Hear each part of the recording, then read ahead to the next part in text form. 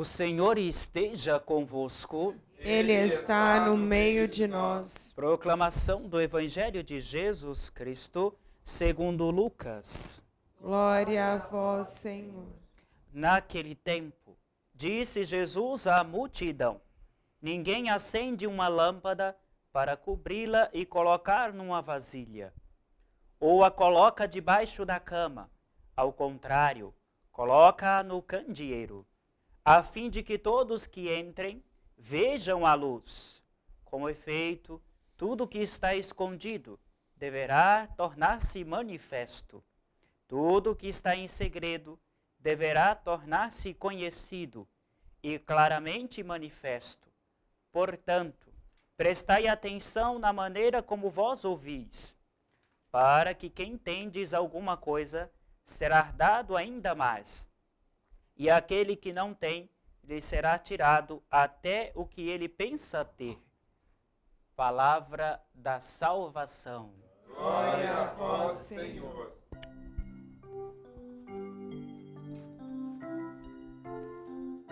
A nós descei divina luz, a nós descei divina luz, em nossas almas acender o amor de Jesus, em nossas almas acender o amor de Jesus. Estimado povo de Deus, nós estamos celebrando a memória de São Padre Pio de Petrocina. Até hoje, nos tempos que nós vivenciamos, Padre Pio é um mistério do amor de Deus para com a humanidade através do seu ministério sacerdotal. Tanto que o corpo dele está exposto lá em São Giovanni de Rotongue, ainda pulsando sangue nas veias próximo à sua coluna. Veja, o mistério da ciência, do homem, da fé, da graça e da misericórdia de Deus. Nós parecemos que vivemos distante dessa realidade do qual nós fomos convidados a experimentar. Percebemos isso na primeira leitura de hoje, quando o rei decreta que devemos construir um templo. E ele convoca todos aqueles que são pertencentes ao seu reino para contemplar de perto o caminho para a Jerusalém celeste. Eles não percebem isso aqui, é claro. Ainda não estava revelado para ele o caminho que deveria ser traçado. Eles pensavam, depois da herança do povo de sair do Egito, a caminho da libertação, eles pensavam que a terra prometida que eles deviam chegar seria a terra que eles correria leite e mel, mas uma terra que daria frutos, mas no tempo. E não aquilo que era para a graça. Tanto que nós vimos a classe dos sumos sacerdotes, dos levitas, que também se colocaram à disposição dos seus bens para construir o templo. Mas o Senhor estava revelando de fato aqui era realmente a sua existência. E nós podemos fazer menção ao Padre Pio de Petrocina aqui.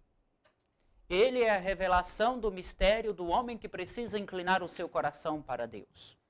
Tem todos os dons sobrenaturais daquilo que a humanidade não entende. No século XX, tão atual, provavelmente um mistério para ele mesmo, como ele dizia em uma das suas confissões a um dos seus perseguidores, já no final de sua vida. No entanto, meus irmãos, dobrar o nosso coração e a nossa vontade para ser tirado até aquilo que nós pensamos que temos, que diz o Evangelho de hoje. Às vezes nós achamos que somos dono de nossas vidas. Somos donos daquilo que temos, dos bens, das pessoas, das coisas, dos desígnios, das situações que nos acontecem. E por isso nós vamos murmurando pelo meio do caminho, fechando o nosso coração, inclinando-se pela desordem. E Deus nos chama a atenção pelos seus mistérios que está revelado e posto para nós. Aqui o que está escondido é justamente a compreensão de perceber Deus agindo na nossa história. Deus conduzindo nós para Jerusalém celeste, construindo o seu templo, ou seja, Deus que habita em nós. Muito mais do que construir o templo físico, como às vezes nós pensamos que temos que construir, é reconstruir a nossa convivência com o Senhor. Aquilo que foi perdido em Adão e Eva. E é por isso, meus irmãos, que nem sempre nós conseguimos perceber os sinais de Deus nos chamando, nos convidando a viver uma realidade contrária à desordem da desobediência. E aqui está o embate do dia a dia, para que nós peçamos e compreendamos a misericórdia e as maravilhas de Deus que Ele realiza nas tormentas, por meio do sofrimento, das renúncias. E nós vamos perguntando por que sofro tanto, por que acontecem determinadas situações em nossa existência. E a resposta está tão clara para nós, só que como nós estamos egoístamente, agarrado àquilo que nós pensamos ter.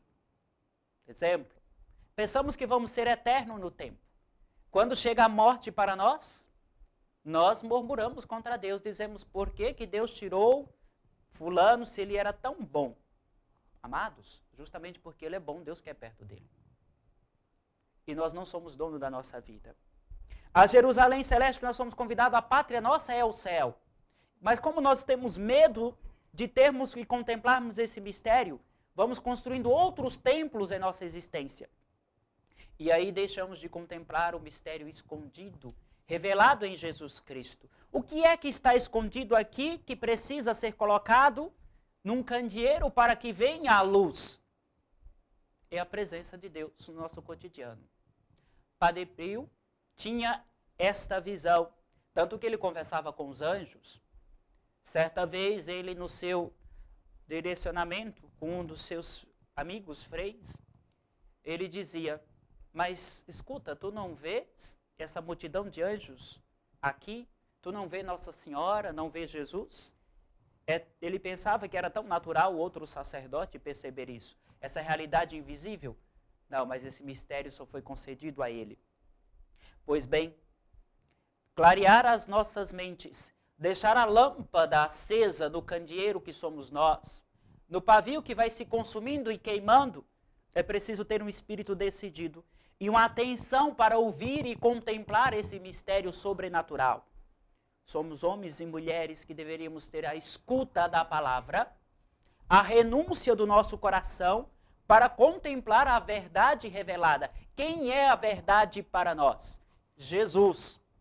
Um Deus que sai da sua habitação inacessível, do seu mistério de amor, da sua convivência da Trindade, entra no tempo.